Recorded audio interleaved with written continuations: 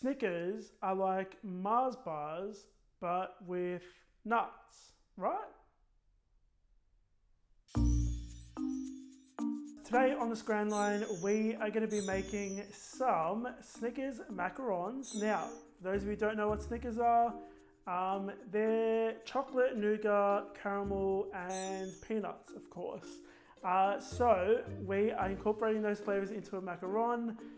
Let's get stuck into it, guys. So the first thing we want to do is pop our almond flour and powdered sugar into a large food processor.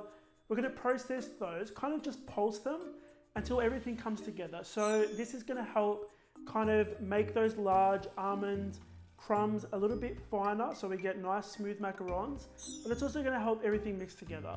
So next we're going to transfer these to a larger mixing bowl. We're going to sift them just to make sure we get rid of those big lumps of almond. Once you've got everything sifted, we're going to make a little well in the center. We're going to add our first batch of egg whites measuring 110 grams. You want to mix that until everything is well combined. Now guys, at first it's going to feel like everything is not going to come together. Just continue mixing, it's going to form a paste. Once it does, you want to cover it with plastic wrap and set it aside. Now we're going to move on to making our syrup. So we're going to pop our water and sugar into a small saucepan. You want to bring that to a gentle boil. Now for this part, I'm going to be using a candy thermometer. You can grab these at your local kitchen supply store, or you can grab them online. They're relatively inexpensive. We're going to need this to help us get the exact right temperature for our syrup. So what we're looking for is 115 degrees Celsius. Once we reach that temperature, we are going to put our second batch of egg whites into our stand mixer, and we're going to use the whisk attachment to whisk these up, get them nice and frothy. When you reach 118 degrees Celsius, you're going to very slowly, in a thin and steady stream, pour your very hot syrup into your egg whites while the mixer is on high speed. Once it's all in there, let it continue mixing for about 3 or 4 minutes. Then you're going to add some caramel flavouring. You can grab this online, but I grabbed it at Spotlight if you live in Australia. We're also going to be adding some brown and orange Americolour food gel. That's going to help us give a little bit more of a deeper caramel colour. You want to continue mixing that for another 4 to 5 minutes. Once your meringue is thick and glossy, it's time to stop mixing. You're going to add a spatula full of that meringue to your almond mixture from earlier on. You're going to mix that in until everything is well combined. Once you've done that, you want to pop the rest of your meringue in there and you want to continue mixing. Now guys, this is where most people go wrong. It's in the mixing stage. So this is how I do it. I go around the bowl with a spatula and then I go through the middle. And what that does is it helps deflate your mixture so that your mixture gets the right consistency. And the consistency that you're looking for is the ribbon stage. So if your batter falls off your spatula in a ribbon, back into the batter and disappears after about 10 seconds, you know it's done. I've just transferred my mixture to a piping bag and it's fitted with a round tip. So we're going to pipe our macarons on our baking tray, lined with some baking paper, or I've got like a silicone baking mat here, either is fine.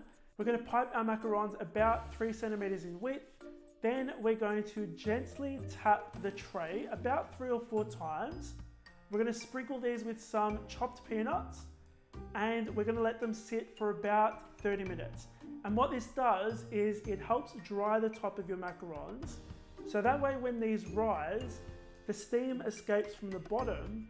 And those little feet that you see around the macarons, that's actually the steam escaping, and that's why you get those feet.